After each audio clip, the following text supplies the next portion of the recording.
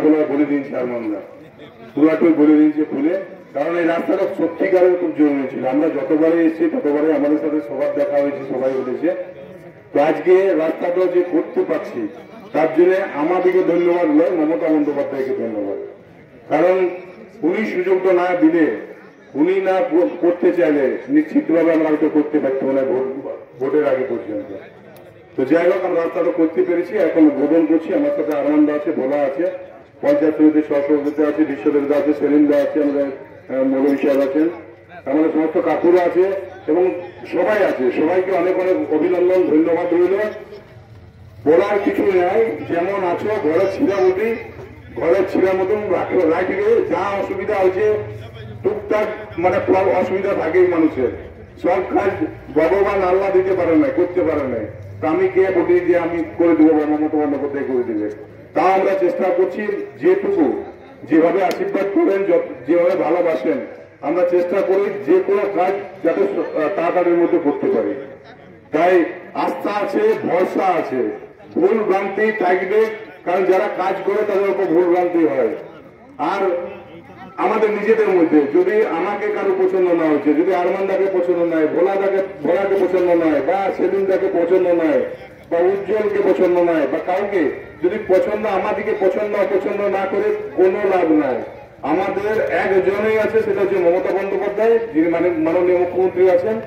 উনি যেভাবে চালাইছেন, যেভাবে মানুষের সাথে থাকছেন, এখানে কোনো ধর্ম নয়, কোনো জাত নয়, কোনো বর্ণ নয়, সব শ্রেণীর মানুষের জন্য উনি কাজ করে চলেছেন। তাই আস্থা আছে, ভরসা আছে।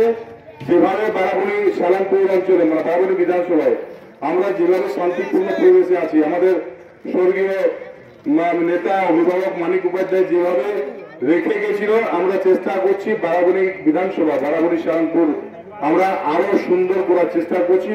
অনেক মানে বুকে হাত দিয়ে, মানে যদি বুকে হাত দিয়ে সত্যি কথা বলতে হয়, তো মানুষকে বলতে হবে যে বারাবণী আগের বারাবণী চেয়ে অনেক অনেক অনেক ডেভেলপ। মানে যেগুলো হয়তো শহরাঞ্চলে ছিল, সেটা কিন্তু বারাবণীতে আজকে হয়েছে। মানে সুযোগ দিনছে, তোমরা সুযোগটা আমাদের দিনছে, আমি চেষ্টা করেছি করার। তাই সকলকে অনেক অনেক অভিনন্দন রইল, শুভেচ্ছা রইল। ভালো থাকো, হাসি খুশিতে থাকো, সরকারের সাথে থাকো। আর দিদিকে যেভাবে আশীর্বাদ করছো, খালি দিদিকে আশীর্বাদ করতে থাকো। নিশ্চিতভাবে আমরা যেভাবে শান্তিপূর্ণ পরিবেশে আছি, যেভাবে উন্নয়ন চলছে, আগামী দিনে উন্নয়ন চলবে।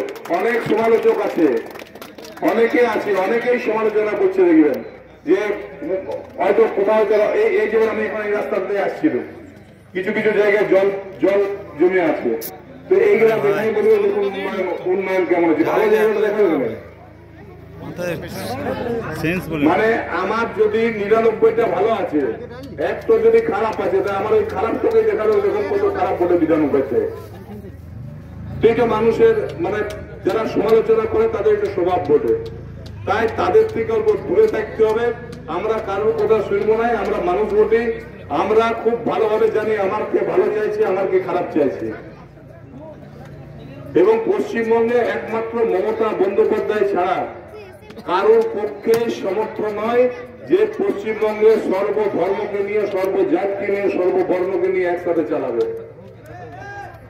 তাই যেভাবে সরকারের সাথে আছো সেভাবে থাকো, দিদিকে আশীর্বাদ করো এবং দিদি যেভাবে উন্নয়ন করছে সেভাবে উন্নয়ন বজায় রাখবো। ধন্যবাদ, নমস্কার।